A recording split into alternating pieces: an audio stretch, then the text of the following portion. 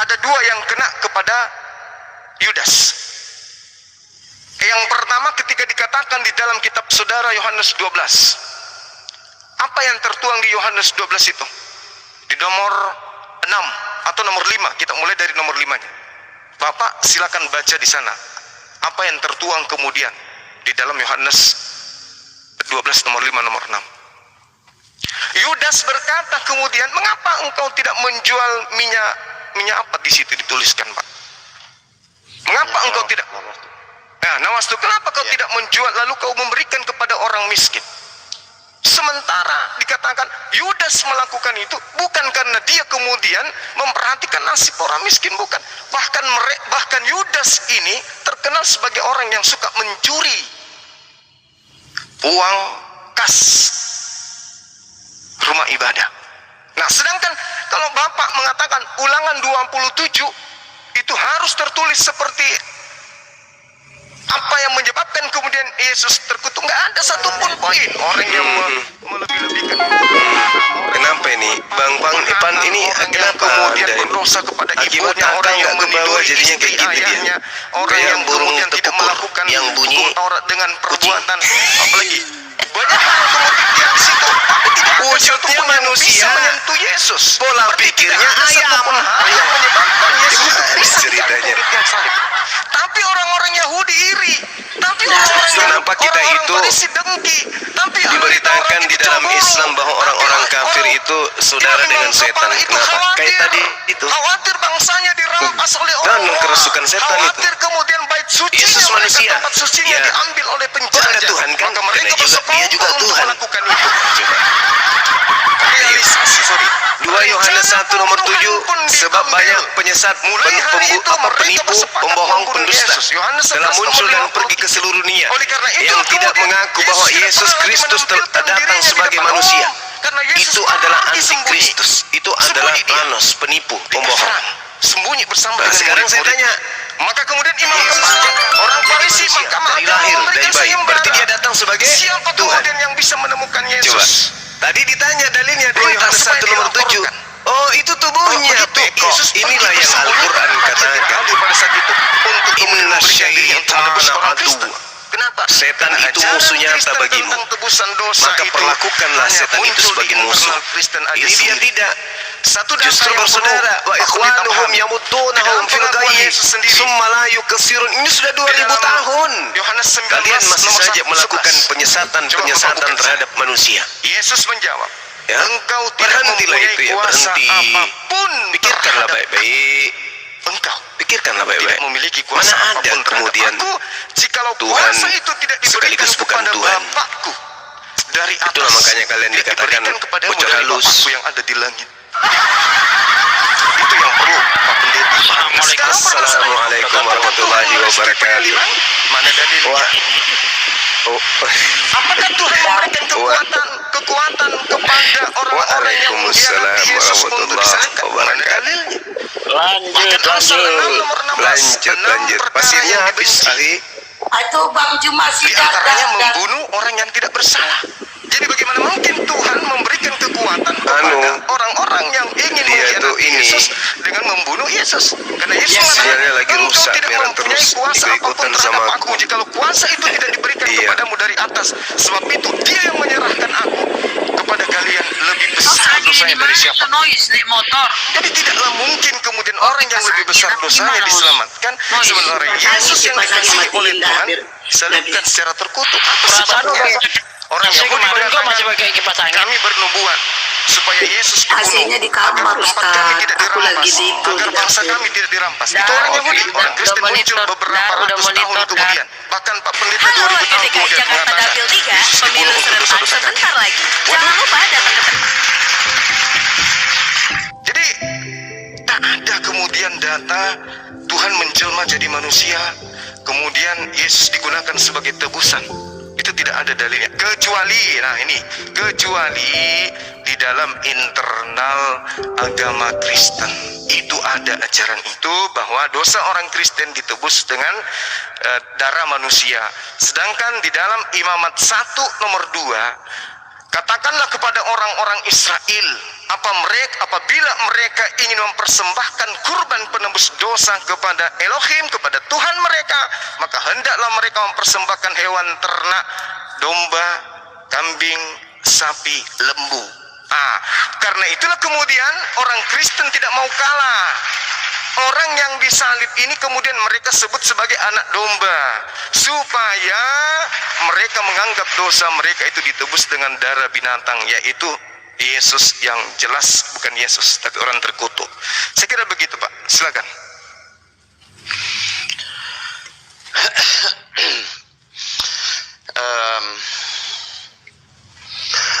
Mereka tidak sadar membunuh Mesias itu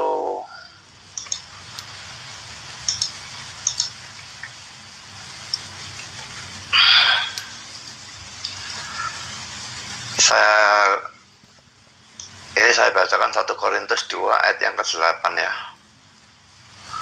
Tidak ada dari penguasa dunia ini yang mengenalnya, sebab kalau sekiranya mereka mengenalnya, mereka tidak menyalibkan Tuhan yang mulia. Jadi memang mereka tidak menyadari kalau yang mereka bunuh adalah Allah yang menjadi manusia. Kalau mereka menyadari itu adalah Allah yang menjadi manusia dan Mesias mereka sendiri, mereka tidak akan menyalibkan dia. Tapi kalau dalam faktanya mereka memang tidak menyadari dan tidak percaya Yesus adalah Mesias yang mereka nanti-nantikan selama ribuan tahun, dan Mesias adalah Allah yang menjadi manusia, mereka tidak percaya itu. Sampai sekarang Yahudi seperti itu.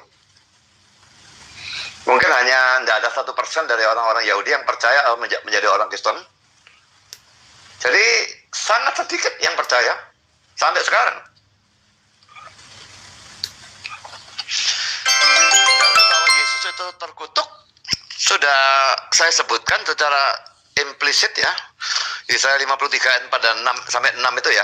Dan kalau Ulangan 27 tadi itu tujuan saya itu membacakan semuanya itu bukan untuk menghubungkan dengan Yesus, tapi tujuan saya untuk membaca seluruh Matius 27 itu mulai ayat 14 sampai dengan berapa itu, 26 atau berapa itu tujuannya adalah bahwa semua dosa atau setiap dosa-dosa apapun itu menyebabkan kita terkutuk. Makanya digunakan dengan berbagai macam cara, tapi tujuannya untuk menunjukkan semua dosa itu membuat kita terkutuk. Dan dalam arti seperti itu makanya tidak ada manusia yang tidak terkutuk, karena tidak ada manusia yang tidak berdosa. Dan kalau Bang Suma selalu rasanya kayak heran ya, kenapa kok Yesus dibiarkan disalib padahal dia orang benar. Nah memang itu rencana Allah seperti itu. Kalau Tuhan tidak melakukan hal seperti itu, maka tidak ada keselamatan. Karena ingat, dalam Kristen itu tidak, pertama dipercaya bahwa sejak Adam jatuh dalam dosa, tidak ada satupun orang yang benar. Dan tidak ada satu orang pun yang bisa berbuat baik. Semua yang dosa melulu. Dan juga dalam kalangan Kristen tidak dipercaya bahwa perbuatan baik seandainya bisa dilakukan lalu bisa menutupi dosa. Karena itu tadi saya katakan, satu dosa saja, tidak peduli perbuatan baiknya 1 juta atau 1 miliar, satu dosa, Tuhan itu adil, harus dihukum, tidak bisa tidak. Tapi hukumannya harus dijatuhkan atau diterima oleh penggantinya, yaitu Yesus, atau diterima oleh orang yang berbuat dosa. Tinggal cuma mau pilih yang mana. Bagi orang yang percaya, atau saya orang percaya, maka dosa saya sudah dipikul oleh Yesus hukumannya. Tidak bisa dihukum lagi saya nih. Jadi itu semua tujuan keselamatan yang Tuhan mau buat itu rencana keselamatan dari Tuhan. Harus orang benar tentu saja. Kalau orang tidak benar disalib, dia mati. Lalu dia mati untuk dosanya sendiri. Justru dia harus orang suci, bukan cuma orang benar, orang suci murni, tidak ada dosa satu pun. Baru dia bisa membayar dosa saya atau dihukum untuk dosa saya. Sama saja kalau ada orang berhutang, katakanlah si A berhutang kepada seseorang, kepada si B 1 miliar dan si A tidak bisa bayar. Saya bisa membayar hutang dosanya si A itu kalau saya sendiri tidak punya hutang kepada si B. Seandainya saya seorang kaya, punya 1 triliun, dan saya kasihan kepada si A, sudahlah 1 miliar aku yang bayar, maka si B tidak akan bisa tagih lagi. Tapi kalau ternyata saya sendiri punya hutang pada si B, dan saya berkata, ini hutangnya si A saya bayar. Loh, nanti dulu kamu sendiri punya hutang kok. Ya kamu bayar untuk hutangmu sendiri, jangan untuk hutangnya si A. Jadi yang mati di atas kayu salib itu memang harus orang benar, harus orang suci. Baru dia bisa mati menggantikan kita.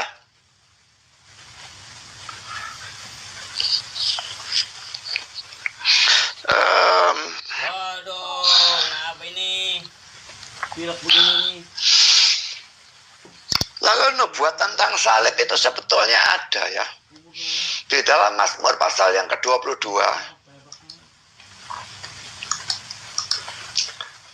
Kalau kita lihat ya, Mazmur pasal 22 ini adalah Messianic Psalm dalam bahasa Inggrisnya. Mazmur tentang Mesias ya. Dan dimulai dalam ayat 2-nya. Allahku, Allahku, mengapa engkau meninggalkan aku? Kata-kata itu diucapkan oleh Yesus di atas kayu salib kan. Ya. Lalu kalau kita melihat, ini memang tidak semuanya merupakan nubuat, tapi di sela-sela dari Mazmur 22 ini banyak sekali nubuat tentang Yesus. Dan saya tidak perlu membacakan semuanya.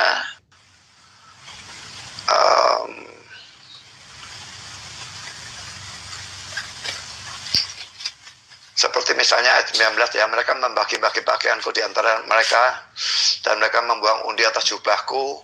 Itu sudah juga digenapi pada waktu Yesus salib. Memang ayat 17. Ayat 17-nya ya. Sebab anjing-anjing mengurumuni aku, gerombolan penjahat mengepung aku, mereka menusuk tangan dan kakiku. Itu menunjuk pada penyaliban kan. Tangan dan kaki Yesus jadi paku pada kayu salib. Jadi ini sudah dinubuatkan oleh Daud 1000 tahun sebelum Yesus lahir. Bagaimana Daud bisa tahu? Lalu ayat 16-nya, kekuatanku kering seperti beling, lidahku melekat pada langit-langit mulutku. Yesus memang kehausan, bukan main, dan dia berteriak, aku haus. Jadi itu salah satu penderitaan orang yang masuk neraka, bukan? Kan neraka digambarkan sebagai lautan api. Kita ada di tempat yang panas, biasa saja kita kehausan kok. Apalagi di neraka. Orang kayak masuk neraka itu kehausan, minta 1 tetes air dari Lazarus. Tidak bisa. Dan Yesus menggantikan itu. Dia kehausan untuk menggantikan kehausan kita. Seandainya kita masuk neraka. Sehingga kalau kita percaya Yesus, kita tidak usah kehausan masuk neraka. Kita tidak akan masuk neraka. Tidak mengalami kehausan. Jadi semua yang Yesus lakukan itu untuk menggantikan kita. Harus orang suci yang menggantikan. Karena kalau tidak, dia menderita untuk dosanya sendiri. Tidak bisa untuk dosa orang lain. Dan tentang Yesus pergi ke Yerusalem itu ya, kalau tadi belum saya berikan ayatnya, sekarang saya berikan dalam Matius 16 ayat yang ke-21. Matius 16 ayat 21. Sejak waktu itu Yesus mulai menyatakan kepada murid-muridnya bahwa ia harus pergi ke Yerusalem dan menanggung banyak penderitaan dari pihak Tuhan, imam-imam kepala dan ahli-ahli Taurat, lalu dibunuh dan dibangkitkan pada hari ketiga. Jadi dia harus pergi ke Yerusalem. Dia tahu sudah saatnya harus pergi. Ayat 22, Petrusnya menghalangi dia. Tuhan, kiranya Allah menjauhkan hal itu sekali-kali takkan menimpa engkau.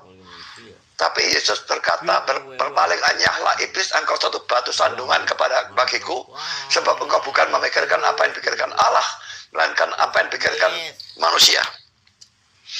Jadi Yesus tahu bahwa dia harus memikul hukuman manusia. Di dalam Yohanes pasal 18, ayat yang ke-11. Kata Yesus kepada Petrus, sarungkan pedangmu itu. Ya, waktu dibela Petrus ya, mau ditangkap dibela Petrus. Bukankah aku harus minum cawan yang diberikan Bapa kepadaku? Cawan ini maksudnya cawan murka Allah. Dia bukan orang berdosa, mestinya dia tidak dimurkai. Tapi dia mau menggantikan kita. Maka dia harus minum cawan murka Allah. Seharusnya kita yang minum. Kita yang dijatuhi murka Allah, hukuman Allah. Tapi dia menggantikan kita, dia yang meminum cawan itu. Sehingga kalau kita percaya kepada dia, kita diampuni. Tapi bagi orang yang tidak percaya, tidak ada gunanya Yesus minum cawan. Hanya yang percaya diampuni. Tuhan mau selamatkan, Tuhan mau menyelamatkan manusia berdosa, manusia terkutuk dan sebagainya. Itu internal Kristen, iya, memang iya. Saya akui dan saya setuju itu dengan Bang Suma. Itu ajaran Kristen. Hanya Kristen satu-satunya yang punya penebusan dosa. Tidak ada di dalam agama lain. Yang Allahnya menjadi manusia, mati di atas kayu salib untuk menebus dosa, untuk menyelamatkan umatnya. Tidak ada. Itu ajaran internal Kristen, ya.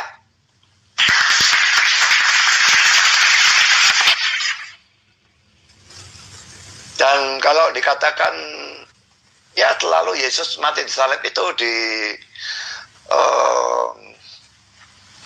dihina ya oleh banyak orang Muslim. Saya tidak bilang semua ya, tapi banyak yang menghina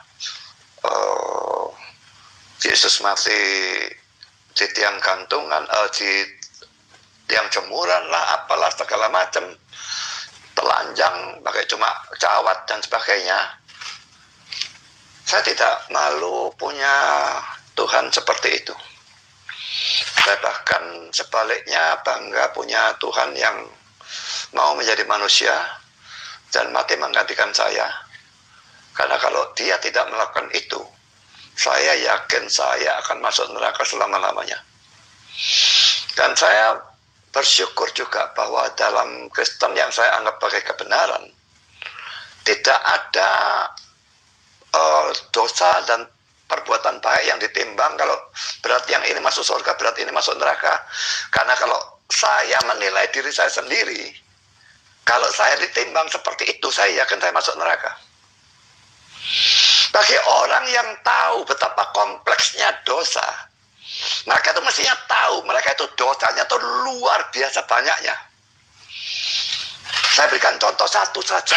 Kasihlah Tuhan Allahmu dengan segenap hati, segenap jiwa. Saya mengasihi Tuhan, tapi segenap hati, segenap jiwa itu 100%. Nggak mungkin saya bisa lakukan itu. Jadi kalau saya tidak melakukan itu, setiap detik saya berbuat dosa. Nah kalau dihitung dari satu hukum itu saja, setiap detik saya berbuat dosa. Dalam 1 menit saya berdosa 60 kali, dalam 1 jam 3.600, dan 1 hari kalikan 24. Jadi harus menjadi Muslim, tapi Muslimnya yang harusnya menjadi Abuas supaya. Oke, silakan. Silakan Bang Nezuma. Baik. Jadi memang harus bertumpu kepada keadaan di mana seorang pendeta harus mau tidak mau harus melepaskan kemudian apa yang tertulis di perjanjian baru, perjanjian lama, termasuk ucapan-ucapan Yesus yang mengatakan bertobatlah, bertobatlah, bertobat. Dan ternyata bertobat itu tak ada gunanya. Ya mau tidak mau harus beriman kepada Tuhan yang datang mati untuk nebus dosa. Nanti izinkan saya bertanya Pak, satu pertanyaan, Bapak juga boleh bertanya ke saya. Yang pertama yang saya mau sikapi dari catatan saya ini, tuduhan Bapak kepada orang-orang Yahudi bahwa mereka tidak menyadari mereka membunuh Tuhan mereka.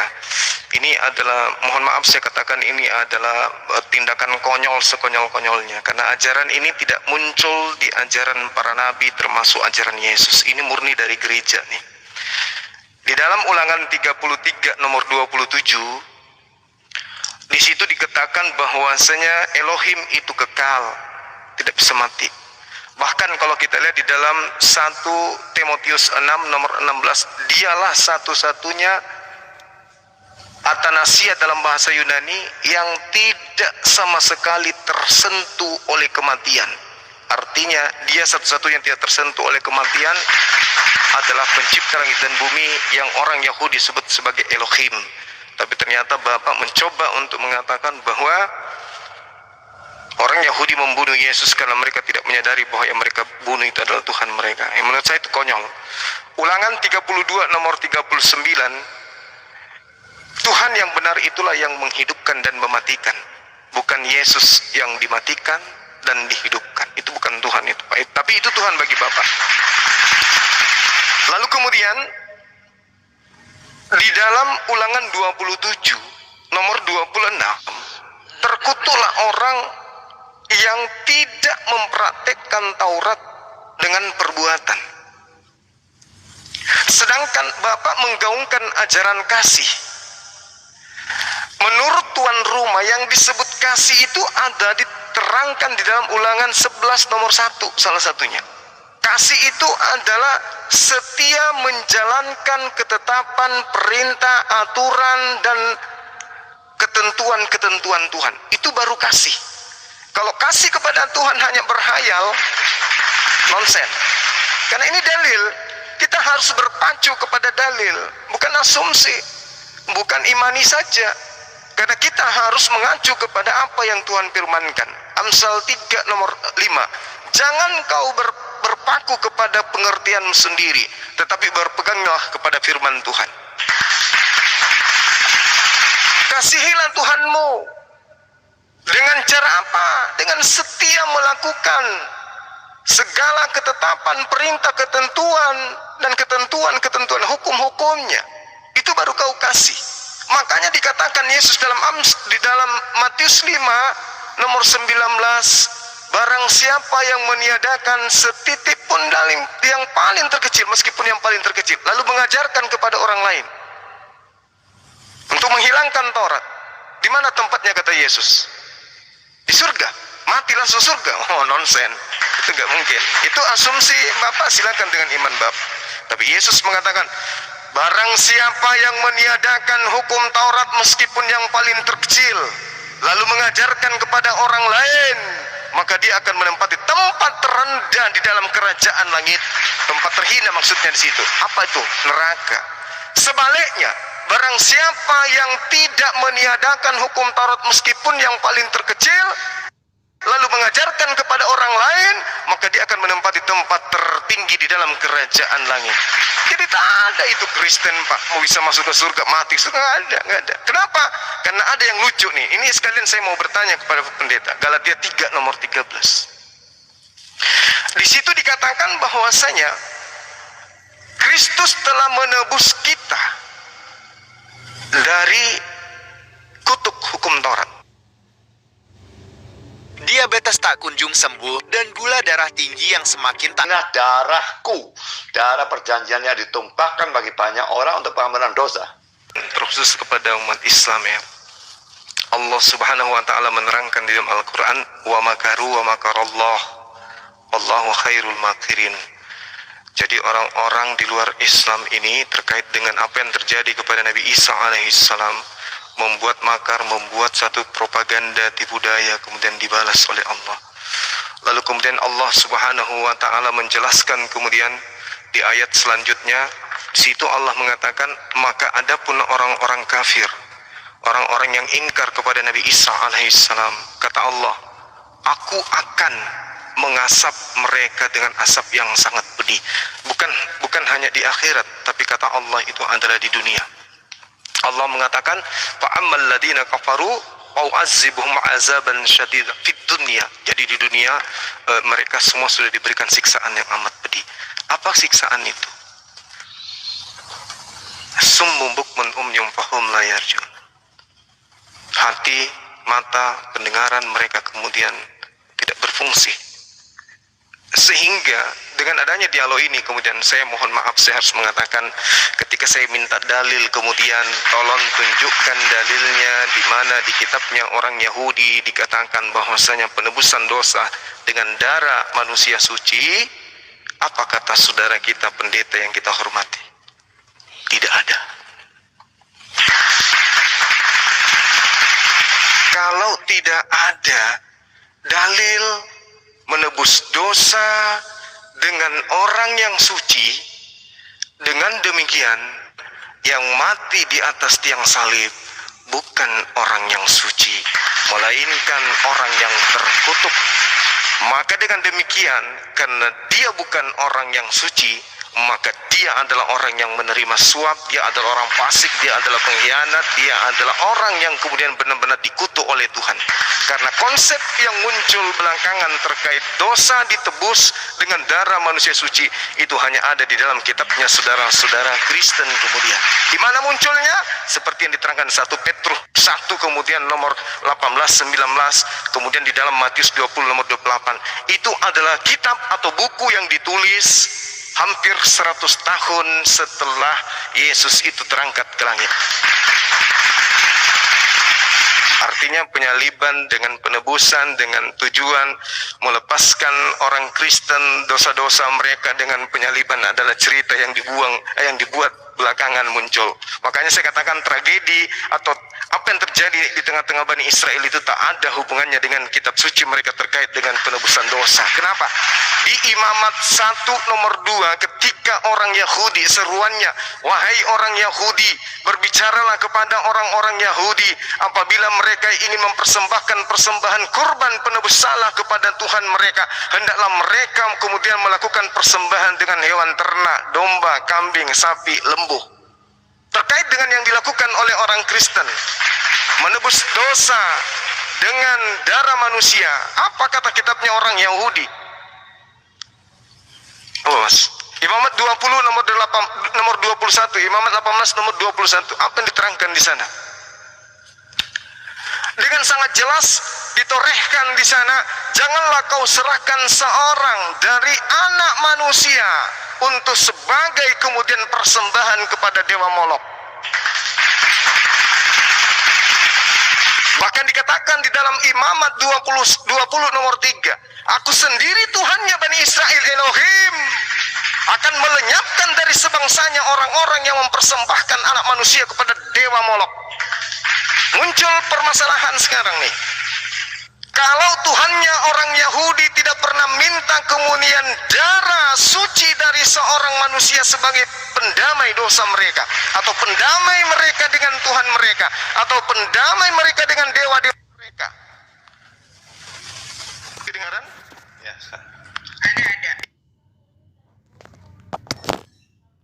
Bahwa Ulangan 27 bertanya kepada saya, kenapa hanya mengambil nomor 25? Karena kalau kita ngambil dari data 15 sampai nomor 26, tidak ada satupun data yang menyebabkan Yesus itu bisa disalib. Kira-kira apa yang bisa menyebabkan Yesus dikutuk? Dosa waris? Tak ada. Nebus dosa kita? Tak ada. Menebus kesalahan kita? Tak ada. Itu muncul nanti setelah Kristen ini muncul. Lalu apa yang membuat Yesus itu harus dikutuk? Mana dalilnya?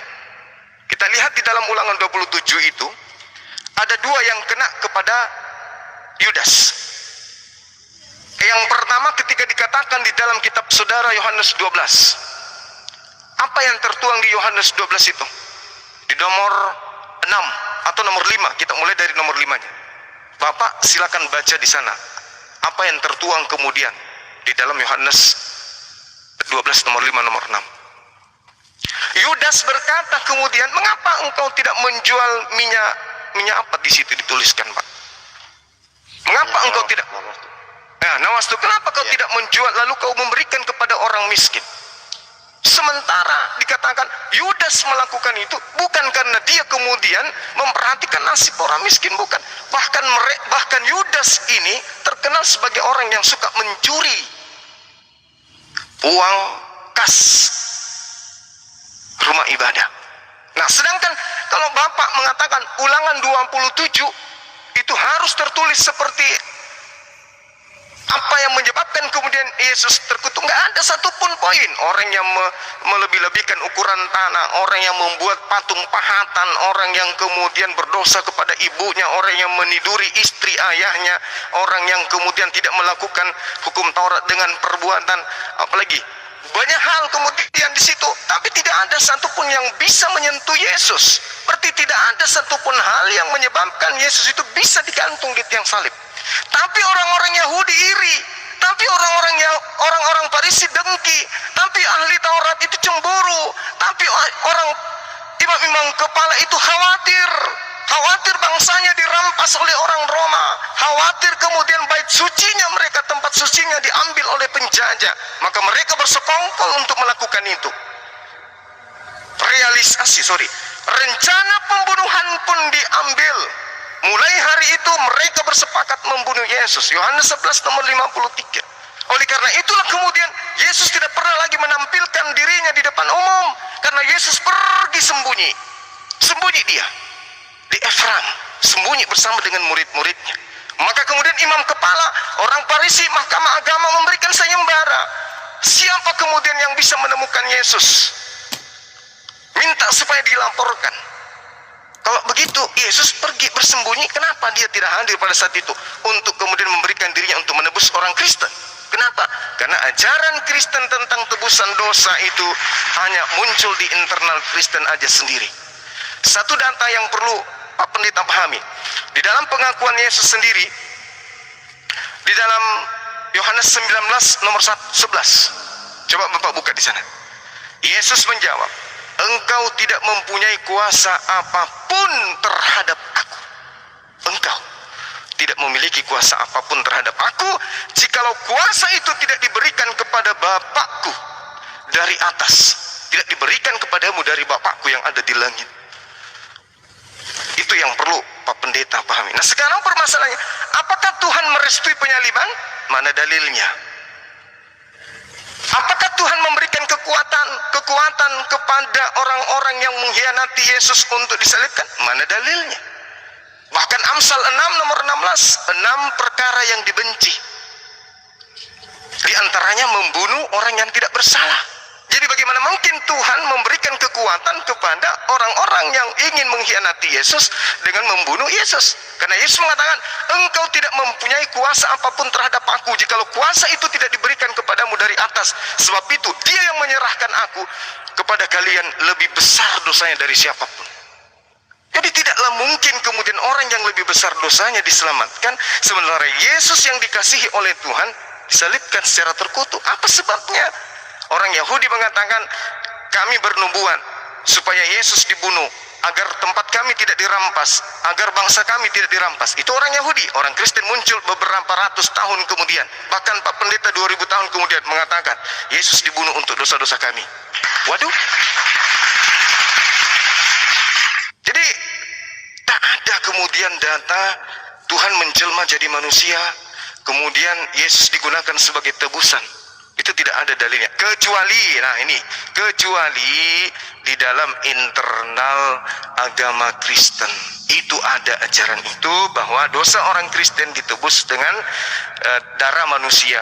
Sedangkan di dalam Imamat 1 nomor 2, katakanlah kepada orang-orang Israel, apabila mereka ingin mempersembahkan kurban penebus dosa kepada Elohim, kepada Tuhan mereka, maka hendaklah mereka mempersembahkan hewan ternak, domba, kambing, sapi, lembu. Karena itulah kemudian orang Kristen tidak mau kalah. Orang yang disalib ini kemudian mereka sebut sebagai anak domba, supaya mereka menganggap dosa mereka itu ditebus dengan darah binatang, yaitu Yesus yang jelas bukan Yesus, tapi orang terkutuk. Saya kira begitu, Pak. Silakan.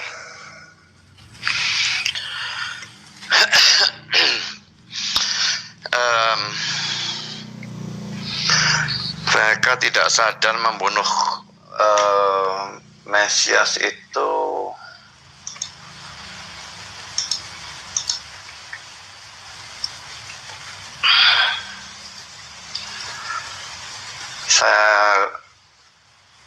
saya bacakan 1 Korintus 2 ayat yang ke-8 ya.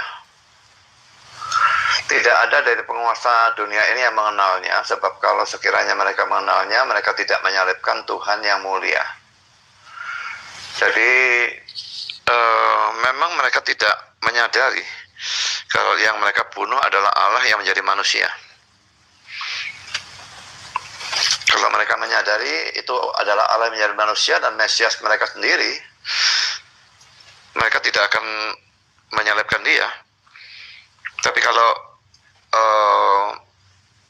dalam faktanya mereka memang tidak menyadari dan tidak percaya Yesus adalah Mesias yang mereka nanti-nantikan selama ribuan tahun, dan Mesias adalah Allah yang menjadi manusia, mereka tidak percaya itu. Sampai sekarang Yahudi seperti itu.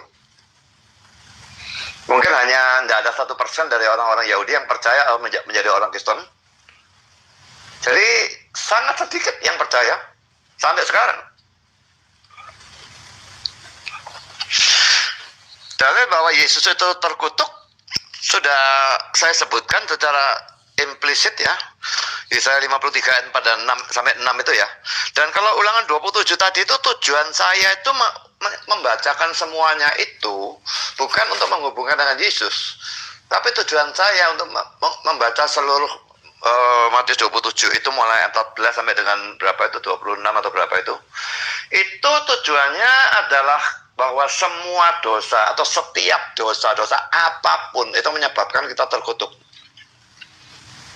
Makanya digunakan dengan berbagai macam cara, tapi tujuannya untuk menunjukkan semua dosa itu membuat kita terkutuk. Dan dalam arti seperti itu, makanya tidak ada manusia yang tidak terkutuk. Karena tidak ada manusia yang tidak berdosa.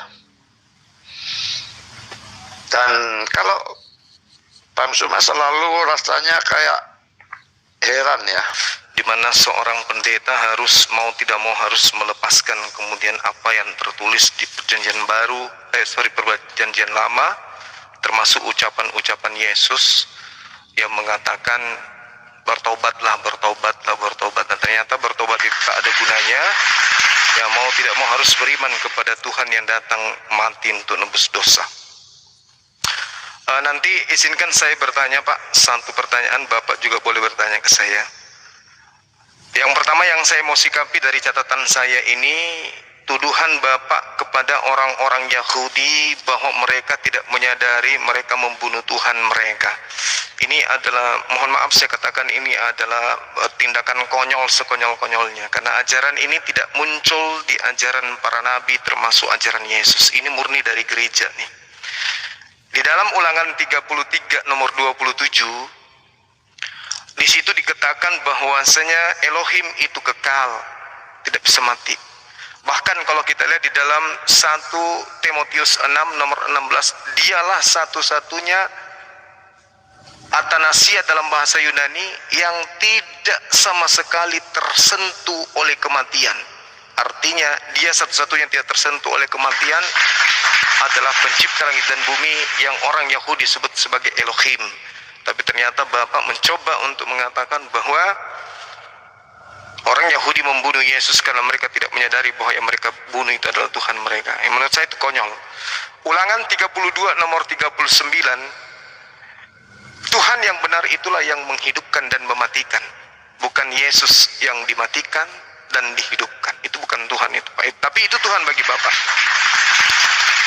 Lalu kemudian di dalam Ulangan 27 nomor 26, terkutuklah orang yang tidak mempraktekkan Taurat dengan perbuatan. Sedangkan Bapak menggaungkan ajaran kasih. Menurut tuan rumah yang disebut kasih itu ada diterangkan di dalam Ulangan 11 nomor 1 salah satunya. Kasih itu adalah setia menjalankan ketetapan, perintah, aturan, dan ketentuan-ketentuan Tuhan. Itu baru kasih. Kalau kasih kepada Tuhan hanya berhayal, nonsen. Karena ini dalil, kita harus berpacu kepada dalil, bukan asumsi, bukan imani saja. Karena kita harus mengacu kepada apa yang Tuhan firmankan. Amsal 3 nomor 5. Jangan kau berpaku kepada pengertianmu sendiri, tetapi berpeganglah kepada firman Tuhan. Kasihilah Tuhanmu. Dengan cara apa? Dengan setia melakukan segala ketetapan, perintah, ketentuan, dan ketentuan hukum-hukumnya. Itu baru kau kasih. Makanya dikatakan Yesus di dalam Matius 5 nomor 19, barang siapa yang meniadakan setitik pun yang paling terkecil, meskipun yang paling terkecil, lalu mengajarkan kepada orang lain untuk menghilangkan Taurat. Di mana tempatnya kata Yesus? Di surga. Mati langsung surga. Oh, nonsen. Itu nggak mungkin. Itu asumsi Bapak, silakan dengan iman Bapak. Tapi Yesus mengatakan, barang siapa yang meniadakan hukum Taurat meskipun yang paling terkecil, lalu mengajarkan kepada orang lain, maka dia akan menempati tempat terendah di dalam kerajaan langit. Tempat terhina maksudnya di situ. Apa itu? Neraka. Sebaliknya, barang siapa yang tidak meniadakan hukum Taurat meskipun yang paling terkecil, lalu mengajarkan kepada orang lain, maka dia akan menempati tempat tertinggi di dalam kerajaan langit. Jadi tak ada itu Kristen Pak, mau bisa masuk ke surga mati, nggak ada. Kenapa? Karena ada yang lucu nih. Ini sekalian saya mau bertanya kepada pendeta. Galatia 3 nomor 13. Di situ dikatakan bahwasanya Kristus telah menebus kita dari kutuk hukum Taurat. Saya ingin bertanya kepada Pak Pendeta, hukum Taurat ini untuk siapa Pak? Apakah untuk kita atau untuk Bani Israel saja? Itu pertanyaan saya. Yang kedua, pertanyaan yang seirama, di mana di dalam kitabnya orang Yahudi atau di ajaran Yesus yang terlontar dari mulut Yesus sendiri, bahwa dosa manusia itu ditebus dengan darah manusia suci. Itu tertulis di mana? Siapa yang mengucapkan itu? Apakah Yesus atau Elohim atau mimbar gereja? Dosa ditebus dengan darah manusia suci itu tertulis di mana? Terus kemudian yang tadi terkait, apakah hukum Taurat ini untuk kita Kristen atau Islam atau Hindu atau Buddha atau siapapun? Atau Taurat ini hanya untuk Bani Israel? Karena di Galatia 3 nomor 3, Kristus telah menebus kita dari kutuk hukum Taurat. Hukum Taurat ini untuk siapa? Misalnya gini, di dalam hukum Taurat diterangkan misalnya, janganlah engkau makan babi, atau sunatkanlah dirimu. Kan tidak boleh dihilangkan, meskipun yang paling terkecil. Orang-orang Kristen ketika makan babi berdosa enggak dia? Tidak berdosa. Orang-orang Roma ketika tidak disunat berdosa enggak dia? Tidak berdosa. Kenapa tidak berdosa? Karena dia bukan Bani Israel. Kenapa demikian? Karena hukum Taurat itu hanya untuk Bani Israel. Jadi Yesus Kristus kalau dipaksakan menebus kita dari kutuk Taurat, maka apa hubungannya dengan Kristen Taurat itu? Silakan Pak Pendeta, tolong tunjukkan dalil bahwasanya dosa-dosa ditebus dengan darah manusia suci, dan apakah Taurat itu diperuntukkan untuk non-Yahudi? Silakan.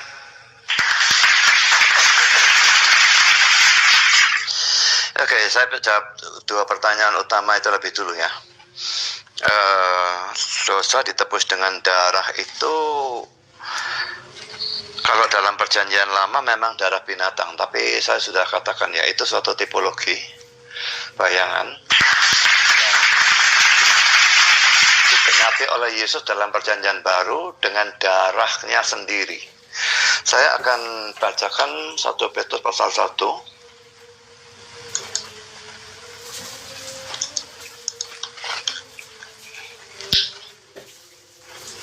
ayat 18 dan 19.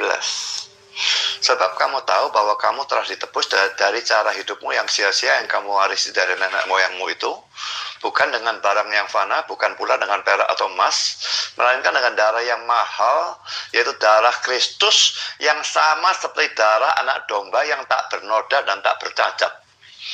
Jadi tipologi dalam perjanjian lama darah domba itu digenapi oleh Kristus dengan darahnya sendiri. Itu dalilnya. Dan kalau mau tambahan lagi, kita bisa melihat di dalam Matius pasal 20 ayat yang ke-22. Matius 20 ayat yang ke-28. Sama seperti anak manusia datang bukan untuk melayani, bukan untuk dilayani, melainkan untuk melayani dan untuk memberikan nyawanya menjadi tebusan bagi banyak orang. Ya, memang di sini ada kata darah, tapi dia memberikan nyawanya menjadi tebusan bagi banyak orang, ada di sini. Lalu dalam Matius pasal 26. Baik, jadi sebenarnya gini, sahabat-sahabat sekalian, terkhusus kepada umat Islam ya, Allah Subhanahu wa Ta'ala menerangkan di dalam Al-Quran, wa makaru wa makarallah. Karl Anthony Towns brings it into the front court on the dribble. Khairul makirin. Jadi orang-orang di luar Islam ini terkait dengan apa yang terjadi kepada Nabi Isa alaihissalam, membuat makar, membuat satu propaganda tipu daya, kemudian dibalas oleh Allah. Lalu kemudian Allah Subhanahu wa Ta'ala menjelaskan kemudian di ayat selanjutnya, di situ Allah mengatakan, maka adapun orang-orang kafir, orang-orang yang ingkar kepada Nabi Isa alaihissalam, kata Allah, aku akan mengasap mereka dengan asap yang sangat pedih. Bukan hanya di akhirat, tapi kata Allah itu adalah di dunia. Allah mengatakan, fa'ammal ladina kafaru au azibuhum azaban syadid fid dunya. Jadi di dunia mereka semua sudah diberikan siksaan yang amat pedih. Apa siksaan itu? Summun bukmun umyum fahum la yarjun. Hati, mata, pendengaran mereka kemudian tidak berfungsi. Sehingga dengan adanya dialog ini kemudian saya mohon maaf, saya harus mengatakan, ketika saya minta dalil kemudian tolong tunjukkan dalilnya di mana di kitabnya orang Yahudi dikatakan bahwasanya penebusan dosa dengan darah manusia suci. Apa kata saudara kita pendeta yang kita hormati? Tidak ada. Kalau tidak ada dalil menebus dosa dengan orang yang suci, dengan demikian yang mati di atas tiang salib bukan orang yang suci, melainkan orang yang terkutuk. Maka dengan demikian, karena dia bukan orang yang suci, maka dia adalah orang yang menerima suap, dia adalah orang fasik, dia adalah pengkhianat, dia adalah orang yang kemudian benar-benar dikutuk oleh Tuhan. Karena konsep yang muncul belakangan terkait dosa ditebus dengan darah manusia suci itu hanya ada di dalam kitabnya saudara-saudara Kristen kemudian. Di mana munculnya? Seperti yang diterangkan 1 Petrus 1 kemudian nomor 18, 19, kemudian di dalam Matius 20 nomor 28. Itu adalah kitab atau buku yang ditulis hampir 100 tahun setelah Yesus itu terangkat ke langit. Artinya penyaliban dengan penebusan, dengan tujuan melepaskan orang Kristen dosa-dosa mereka dengan penyaliban adalah cerita yang dibuat belakangan muncul. Makanya saya katakan tragedi atau apa yang terjadi di tengah-tengah Bani Israel itu tak ada hubungannya dengan kitab suci mereka terkait dengan penebusan dosa. Kenapa? Di Imamat 1 nomor 2 ketika orang Yahudi seruannya, wahai orang Yahudi, berbicaralah kepada orang-orang Yahudi apabila mereka ingin mempersembahkan persembahan kurban penebus salah kepada Tuhan mereka, hendaklah mereka kemudian melakukan persembahan dengan hewan ternak, domba, kambing, sapi, lembu. Terkait dengan yang dilakukan oleh orang Kristen, menebus dosa dengan darah manusia, apa kata kitabnya orang Yahudi? Oh, Mas. Imamat 20 nomor 21, Imamat 18 nomor 21. Apa yang diterangkan di sana? Dengan sangat jelas ditorehkan di sana, janganlah kau serahkan seorang dari anak manusia untuk sebagai kemudian persembahan kepada dewa Molok. Bahkan dikatakan di dalam Imamat 20 nomor 3, aku sendiri Tuhannya Bani Israel Elohim, akan melenyapkan dari sebangsanya orang-orang yang mempersembahkan anak manusia kepada dewa Molok. Muncul permasalahan sekarang nih. Kalau Tuhannya orang Yahudi tidak pernah minta kemunian darah suci dari seorang manusia sebagai pendamai dosa mereka, atau pendamai mereka dengan Tuhan mereka, atau pendamai mereka dengan dewa-dewa mereka. Sekarang? Ya, sekarang. Ada. Aman, Iya. Bang. Terputus sebentar, Tok. Iya, ternyata kemudian di dalam pengajaran yang terjadi kepada imannya teman-teman Kristen ini, itu tidak ada diajarkan bahwasanya penebusan darah itu harus dengan darah manusia. Dengan demikian, mereka teman-teman Kristen akan berhadapan dengan firman Elohim yang ada di dalam Imamat 18, Imamat 20, bahwa hanya orang yang menyembah kepada dewa Molok lah yang mempersembahkan darah manusia. Kenapa mereka mempersembahkan darah anak mereka? Karena mereka mempersembahkan anak yang suci, anak yang kemudian darahnya dianggap suci. Ini masalah besar. Ini masalah besar. Kemudian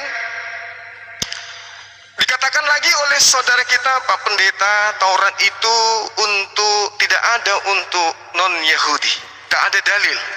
Dengan kata lain, lagi-lagi gugur Galatia 3 nomor 13, Kristus mati untuk menebus kita dari kutuk Taurat, sebab ada tertulis, terkutuklah orang yang mati di atas kayu salib. Ini lagi-lagi tidak ada dalilnya bahwa hukum Taurat itu untuk orang Kristen. Kalau tidak ada dalilnya untuk orang Kristen Taurat itu, sia-sialah orang terkutuk ini mati di atas tiang salib untuk menebus hukum Taurat untuk orang Kristen. Karena Taurat itu bukan untuk Kristen, Taurat itu untuk Bani Israel. Jadi kalaupun dipaksakan Yesus mati di atas tiang salib untuk menebus dari kutuk Taurat, maka yang ditebus dari kutuk Taurat itu adalah Bani Israel, bukan orang Kristen. Karena hukum Taurat itu hanya untuk Bani Israel. Siapa yang berutang di BRI, ketika ditebus utangnya, maka utang yang ditebus itu adalah utangnya si yang berutang. Misalnya Santo Asidi punya utang di BRI, ketika ditebus utang itu di BRI, maka utang yang lunas adalah utangnya Santo, bukan utang aku. Jadi ketika Taurat itu adalah untuk Bani Israel, ditebus oleh darah manusia menurut iman Kristen, maka yang ditebus dari Taurat ini, kutuk Taurat ini adalah Bani Israel saja. Bani Israel saja. Jadi tidak ada kemudian alasan untuk kemudian menjadikan bahwasanya darah Yesus sebagai penebusan dosa, orang ini mati terkutuk untuk Taurat di atas tiang salib. Dua poin ini gugur. Saya rasa sudah jelas sekali diskusi kita bahwasanya penyaliban terjadi, tidak ada dalilnya darah manusia yang suci harus mati di atas tiang salib. Kemudian Taurat yang orang mati untuk menebus kutuk Taurat juga tidak ada dalilnya. Maka dengan demikian, apalagi yang harus kita diskusikan? Ternyata yang mati di atas tiang salib bukanlah orang yang suci. Demikian.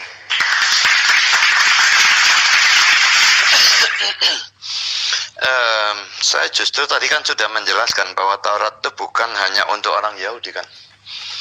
Kalau Bang Suma mengatakan bahwa tidak ada dalilnya. Bisa dalilnya, Pak?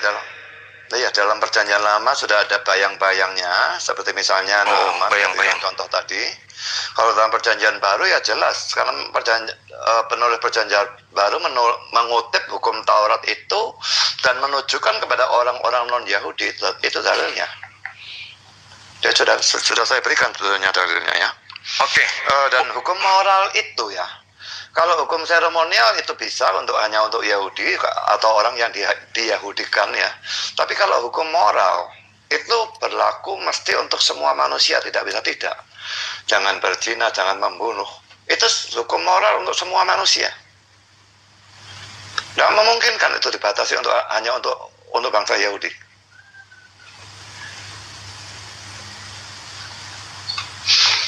Jadi kalau itu diberlakukan memang untuk semua orang seperti yang saya katakan, ya kita mana bisa tidak melanggar loh 10 hukum Tuhan itu. Jangan ada Allah lain di hadapanmu. Allah lain itu apapun yang kita utamakan lebih dari Tuhan. Saya kok tidak percaya ada orang tidak pernah mengutamakan seseorang atau sesuatu lebih daripada Tuhan. Seumur hidup tidak pernah. Selalu mengutamakan Tuhan. Saya tidak percaya itu. Dan saya sendiri sebagai pendeta pun tidak bisa. Kadang-kadang masih mengutamakan hal-hal yang lain. Dan itu dosa. Karena itu saya butuh penebus dosa.